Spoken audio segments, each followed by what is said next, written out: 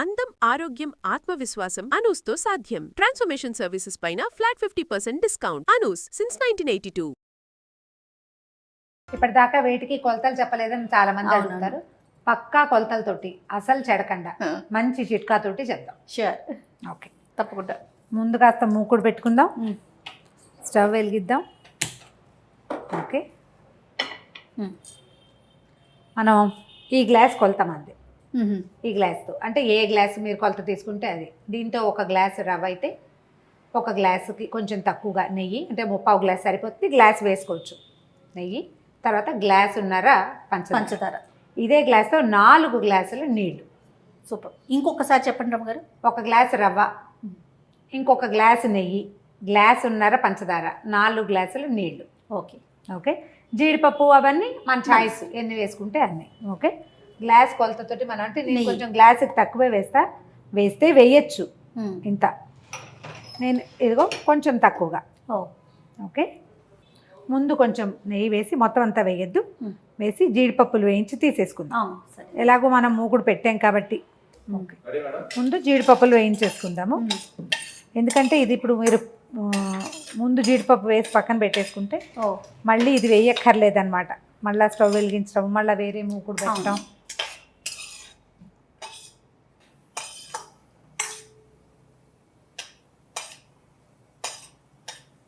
జీడిపప్పు వేగిన వాసన వస్తుంది చూస్తుంది. కొంచెం వేగే వరకే తొందరగా మాడిపోతాయి జీడిపప్పు. ఫుల్ జీడిపప్పులు వేసుకున్నా కూడా బాగానే ఉంటుంది. అవును, ఎవరి అలవాటు ప్రకారం వాళ్ళు. ఓకే, ఇంకా కొంచెం నెయ్యి వేసేసుకుందాము. కొద్దిగా అట్ట పెట్టుకుందాం వెనక్కి. ఇప్పుడు మనం పక్కన తీసి పెట్టినాం కదా, 1 కప్పు రవ్వ గ్లాస్తో కొలిసి ఇందులో పోసుకున్నారు. మీకు ఈజీగా ఉంటుందని అందులో పోసాను అంతే. వేయించేసేయండి బాగా. ఎంత బాగా వేగితే రవ్వ కేసరి అంత బాగా వస్తుంది. దీనికి ఏం చేయాలంటే మనం దీంతో పాటుగా మనం నీళ్లు కొలిచి పెట్టుకుంటాం కదా, 1కి 4 అవి కాగబెట్టేసుకోవాలి. వేడి నీళ్లు పోస్తే ఏమవుతుందంటే మనకి రవ్వ ఉండలు గచ్చకాయలు కాకుండా లంప్స్ ఫామ్ అయితే మళ్ళీ ఆ లంప్ని నలుపుతూ ఉండాలి. నలపాలి, వాటన్నిటిని పోగొట్టాలి కదా. మనం ఇది వేగేసరికి అవి కాగొస్తాయి. అసలు ముందు కూడా పెట్టేసుకోవచ్చు. జీడిపప్పు వేయించడానికి ముందే నీళ్లు పెట్టుకుంటే మరిగిపోతాయి. ఆ మరిగిన నీళ్లు పోస్తే క్షణంలో మనకి రవ్వ కేసరి తయారైపోతుంది. తర్వాత మోరోవర్ ఏంటంటే ఇందులో లంప్స్ రావడాలు అవి ఉండవు. నేను ఉప్మా కూడా అంతే ఉప్మా కూడా వేడి నీళ్ళు పెట్టుకుంటాను నేను. అదే అవునండి, ఉప్మా తెల్ల రవ్వ మామూలు రవ్వైనా దానికైనా కూడా గోధుమ రవ్వ కూడా తొందరగా అవుతుంది. రెండోది ఏంటంటే ఈ ఉండలు అవ్వకుండా ఉంటుంది అనమాట. ఆ ఉండలు అవి నలబటము ఆ బాధ ఉండదు. మన చూడు ఇట్లా ముద్దగా కనిపిస్తుంది కదా రవ్వ. మళ్ళీ చక్కగా ఉడికాక కూడా ఇదే రవ్వ పోళ్ళంగా ఉంటుంది, చూడడానికి బాగుంటుంది, వస్తువు బాగుంటుంది అన్నమాట. ఫుడ్ కలర్ వేసుకుంటారు జనరల్గా. అవునండి. అయితే నేను ఫుడ్ కలర్ ప్రిఫర్ ఎందుకో సంభవం అంటే ఆరోగ్యమా ఫుడ్ గ్రేడే కదా అని అనిపిస్తుంది, కానీ చాలా తక్కువ. నాకు ఎల్లోగా రెడ్గా అలా ఉంటే ఇష్టం ఉండదు. అందుకని నేనేం చేస్తానంటే కుంకుమ పువ్వుని పాలల్లో నానబెట్టి పెడతాను. ఈ పక్కన పెట్టండి. అవునండి, కుంకుమ పువ్వు మనం ఖరీదు ఎక్కువ కదా, జాగ్రత్తగా కొనుక్కున్నా కూడా అది చాలా రోజులు వస్తుంది. కొంచెం నలకంత వేసుకుంటాం, ఇలాంటి వాటి అప్పుడే కదా. ఇప్పుడు ఆ ఫుడ్ గ్రేడ్ కలర్ కొంటాము, ఇంత డబ్బా కొన్నాం అనుకో, ఎన్నిసార్లు వేస్తాం మనం? దానికి వేసేది కూడా ఒక చిటికెడు. అది నిలవ పెట్టాలి. మళ్ళీ ఇంకో నెల పోయాక మనం రవ్వ కేసరి చేస్తే నెలకు ఒక్కసారి వాడే వస్తు అది 2 ఏళ్ళు 3 ఏళ్ళు ఉంటుంది, పాత పడిపోతుంది. ఏమిటో ఇష్టం అయినా కూడా ఎందుకు కలర్ అనేసరికి అది మంచిది కాదేమో అలాంటి ఆలోచన వచ్చేస్తుంది. కొద్దిగా నాకు ఇష్టం, నేను వాడిని. అంటే బయట తినకుండా ఉండం, ఏదో ప్రసాదం అనేది పెడతారు అనుకో, తినేస్తాం. కానీ మనం ఇంట్లో చేసుకునే వరకైనా అవాయిడ్ చేసుకుంటే బెటర్ కదా. అదే అందంగా కనపడుతుంది, ఎల్లోగా. అవునవును, దాని మొహం అందంగా ఉంటుంది కాబట్టి మనకు అట్లా ఆసక్తి. ఎవరి ఇంట్రెస్ట్ వాళ్ళది. నాకు బేసిక్గా కలర్ ఇంట్రెస్ట్ తక్కువ. మా కజిన్ సిస్టర్ ఒక ఆవిడ బీట్రూట్ రసం వేస్తారు, బాగుంటుంది, పింక్గా వస్తుందని చెప్పారు. నేను ట్రై చేయలేదు ఎప్పుడు. కాదనమ్మ గారు, ఇది గోల్డ్ షేడ్ వచ్చే వరకు వేయించుకోవాలి. కొంచెం ముదురు రంగు వచ్చేదాకా వేపుకుంటే వాసన బాగుండాలి. అప్పుడు మనకి ఇది విరిబడి వస్తుంది అనమాట. ఇది పెద్ద పాత్ర ఎందుకు పెట్టుకున్నాం అంటే నీళ్ళు పోసుకోవడానికి వీలుగా. చిన్న గ్లాస్ దానికి ఇంత మూకుడు అక్కర్లేదు. మనం మొత్తం అంతా ఇంట్లో చేస్తాం కదా, మళ్ళీ పంచదార వేస్తాము. అవును. ఒకవేళ మనం మామూలు రోజుల్లో చేసుకున్నాం అనుకో, ఇది అంటే మెయిన్ ఐటెంగా చేసుకోం కదా. అవునండి. అప్పుడు కూడా ఈ గ్లాస్ నెయ్యి వేయకపోయినా హాఫ్ గ్లాస్ నెయ్యి వేసుకున్నా కూడా బాగానే ఉంటుంది. ఎక్కువ నెయ్యిగా ఇష్టం లేకపోయినా అదేలేండి, కొంచెం తక్కువ నెయ్యి తగ్గించుకోవచ్చు. ప్రసాదంగా చేసేటప్పుడు మనం కొంచెం ధారాళంగా వేస్తే ఎక్కువ టేస్టీగా ఉంటుంది. తలా ఒక స్పూనే అంతే కదా. నీళ్ళు కూడా కాగుతున్నాయి రమ్మగారు. సిమ్లో పెడతాం. ఇది వచ్చేసరికి సరిపోతుంది. చూడు జయ, వేగిపోయింది చూస్తుందా? అవునండి. నీళ్ళు పోసేద్దాం. నీళ్ళ స్టవ్ ఆపేసి దీంట్లో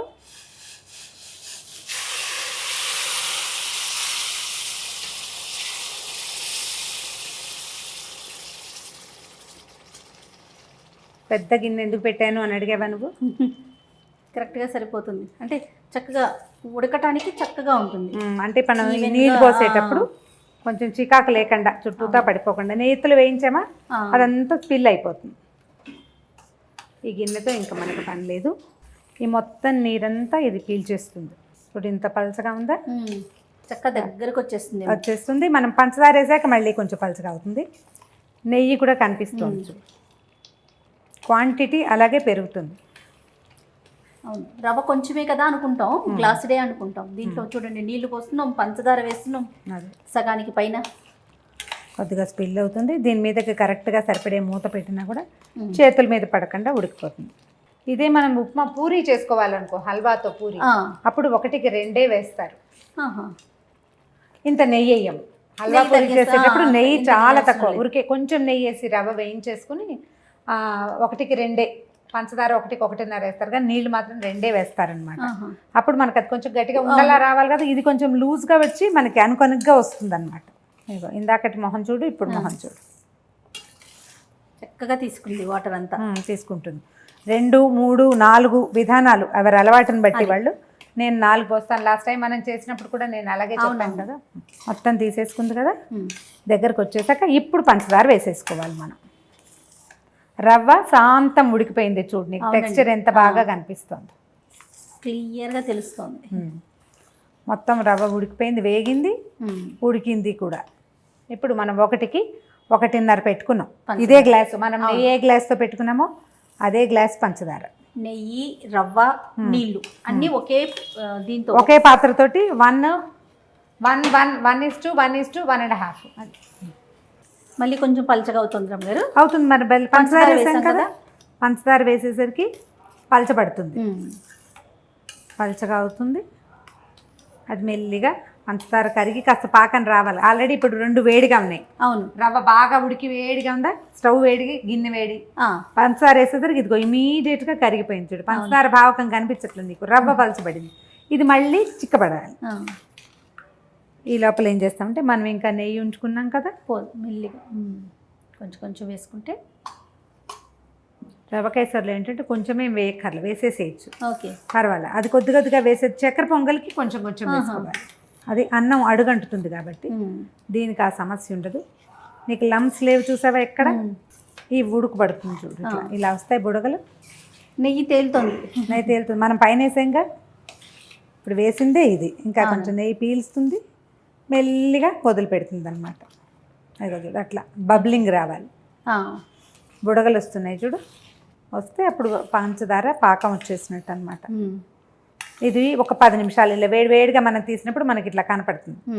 ఒక పావు గంట అయ్యేసరికల్లా చక్కగా సెటిల్ అవుతుంది. మధ్యాహ్నానికి సాయంత్రానికి కూడా మనం చక్కగా స్పూన్తో ముక్కల్లా కాదు, గుజ్జులాగానే వస్తుంది. 3 వేసామనుకో కొంచెం ముక్కగా అవుతుంది మధ్యాహ్నానికి. ఇది అట్లా అవదన్నమాట. 4 వేసేసరికల్లా ఏమవుతుందంటే మనకి లూజ్గా వస్తుంది, ఎక్కువసేపు బాగుంటుంది. ప్రసాదం అప్పటికప్పుడు పళ్ళెల్లో పెట్టుకుని తినేది కాదు కదా. అవును, సాయంకాలం దాకా ఎవరో ఒకళ్ళకి ఇస్తూ ఉంటాం. ఒకవేళ ఇందులో ఏదైనా మార్పు చేయదలుచుకుంటే ఒక గ్లాస్ నీళ్ళు తక్కువ పోసుకోవచ్చు. ఓహో, 3 పోస్తే ఇంకొంచెం గట్టిగా వస్తుంది, తొందరగా ఈ వెంటనే ఖర్చు అయిపోయేటట్టయితే. ఇది ఇంకొక గంట నిలవ ఎక్కువ ఉంటుందన్నమాట. అంటే స్టాండింగ్ టైము 1 డే పూర్తిగా ఉంటుంది, తీసి పెట్టడానికి వీలుగా ఉంటుంది. నాకు బేసిక్గా ఇది ఇష్టం చేయ బాగా, రవ్వ కేసరి ఇష్టం. రవ్వ కేసరి, రవ్వ లడ్డు చాలా ఎక్కువ ఇష్టం. మొట్టమొదట ఫస్ట్ టైం నా అంతటి నేను చేసినప్పుడు నాకు తెలీదు, ఒకటికి ఒకటే పోసాను. ఆహా. తర్వాత 2, 3, 4 పోయటం తెలిసిందనమాట. అలా పెంచుకుంటూ వెళ్ళాను. పెంచుకుంటూ వెళ్ళాను. ఎందుకంటే నేను వంట నా సొంతంగా నేర్చుకున్న వంటే కదా. అదే నేను మా ఇంట్లో చిన్నపిల్లను కదా, ఇంట్లో వండింది ఏం లేదు. ఆ, ఏవో కొన్ని పదార్థాలు చేతొచ్చు అంతే తప్ప ఇవన్నీ నేను తర్వాత నేర్చుకున్నాను. పెళ్ళైనాకే. నా అవసరాన్ని బట్టి నేర్చుకునేవే అనమాట. వేసేస్తున్నాను. ఈ బబ్బులు వస్తుంది చూసావా, ఇది పూర్తి ఉడుకు. ఇలా వస్తే మనకి పాకం దగ్గరకు వచ్చేసింది. పూర్తిగా ఉడికేసినట్లుగా.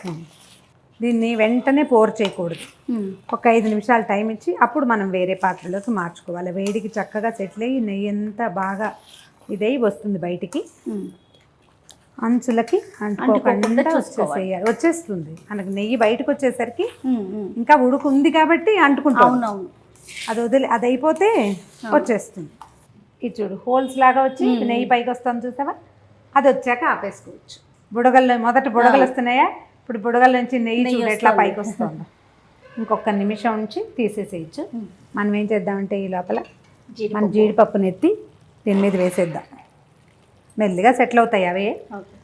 తర్వాత ఏమో ఇలాచి పొడి వేద్దాం.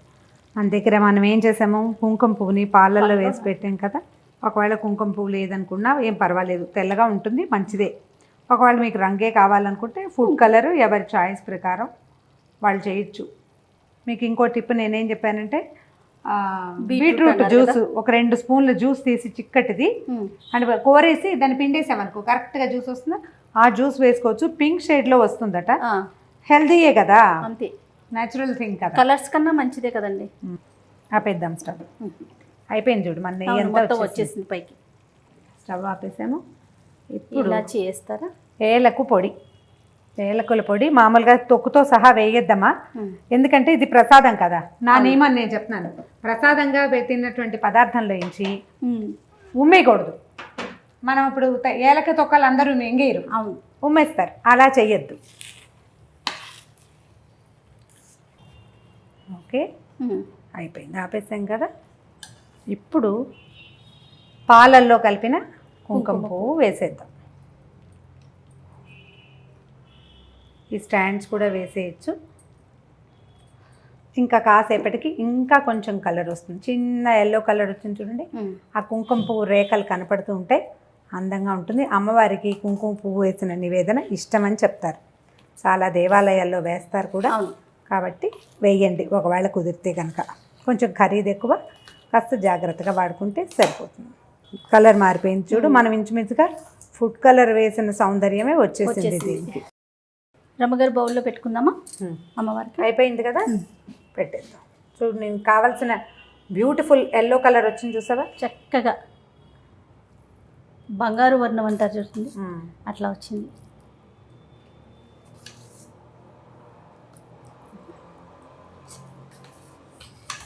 ఈవెన్గా ఒకే రంగు వచ్చింది కదా. అవునండి.